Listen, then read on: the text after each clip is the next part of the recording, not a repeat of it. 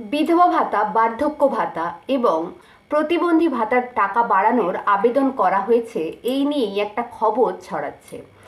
এই টাকাটা 1,000 টাকা করে প্রত্যেক মাসে দেওয়া হয়। 60 বছর থেকে 79 বছর বয়স পর্যন্ত তাদেরকে এই টাকাটা দেওয়া হয়ে থাকে। কিন্তু লক্ষ্মী ভাণ্ডার, যুবসাথী এইসব প্রকল্পের টাকা 1,500 টাকা। বৃদ্ধ ভাতা, বিধবা ভাতা এবং প্রতিবন্ধী ভাতার টাকা 1,000 টাকা করেই রয়ে গেছে।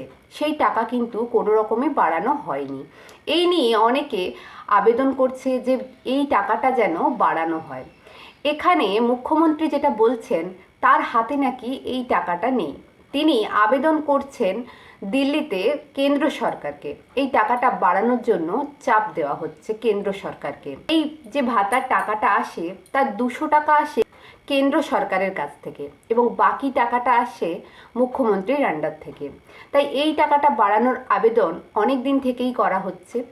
এখনো পর্যন্ত কোনো রকম কোনো খবর আসেনি। তাই যতদিন না অফিসিয়ালি কোনো রকম নোটিশ আসছে, এই টাকাটা কিন্তু 1,000 টাকা করেই প্রত্যেকের অ্যাকাউন্টে ঢুকবে।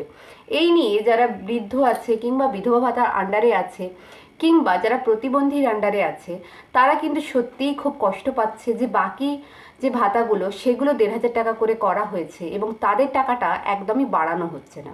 এটা তাদের মন খারাপের কারণটা এটা একদমই যুক্তিযুক্ত। কিন্তু এই নিয়ে মুখ্যমন্ত্রী নিজের ফান্ড থেকেও টাকা দিতে রাজি আছেন বলে এরকমই তিনি জানিয়েছেন, কিন্তু কেন্দ্র সরকারের অনুমোদন পাচ্ছেন না। এবার যতক্ষণ না অফিসিয়ালি কোনো কিছু অ্যানাউন্সমেন্ট করা হয়, ততক্ষণ তো আমরা ধরতে পারবো না যে এই টাকাটা বাড়ানো হবে। তাই এই নিয়ে একটা দ্বন্দ্ব মানুষের মধ্যে চলছে। এটা বাড়ানো উচিত, এটা আমাদের প্রত্যেকেরই মনে হয়। যেহেতু বাকি ফান্ডগুলো কেন্দ্র সরকারের আন্ডারে নয়, মুখ্যমন্ত্রী নিজের ফান্ড থেকে বাকি টাকাগুলো দিচ্ছেন, তো এটাও মুখ্যমন্ত্রী বাড়াতে পারেন। এই নিয়ে আবেদন করছে অনেকেই। তো এখনও কোনো রকম সেরকম কোনো আপডেট পাওয়া যায়নি। যদি সেরকম আপডেট পাওয়া যায়, অবশ্যই আমাদেরকে ভিডিওর মাধ্যমে সেটা আমরা জানিয়ে দেব।